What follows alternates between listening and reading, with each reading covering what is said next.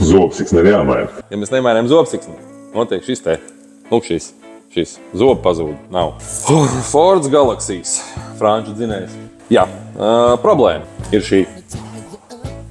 Un tagad ir jautājums, kāpēc tā notika, un to mēs gribam atrisināt, jo skaidrs, ja mēs vienkārši nomainīsim zobsiksnu, visu komplektu pilno, tad mēs atgriezīsimies tur, kur mēs esam jau tagad.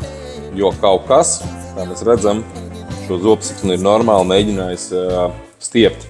Zobsiksnu mainīt 30 000 apakaļ apmēram, un gala rezultāts tāds, ka mums ir pazuduši zobi. Protams, kad mēs atradīsim, kur ir problēma, ir jau arī nojausma, bet varbūt arī jums ir ideja. Un varat ierakstīt savu komentāru, kas ir pie vainas, kāpēc tā notiek, kāpēc izskatās, ka šī nabaga siksna būtu nobraukusi vairāk kā 150 000. Ja grib pārliecināties par savu zobsiksnes stāvokli, vai arī tu pat nezini, kad tas ir darīts un kad ir mainīta viņa, droši pieraksties pie mums, Krustabaznīca iela 12C GT garāža, brauc pārbaudi, mēs pateiksim.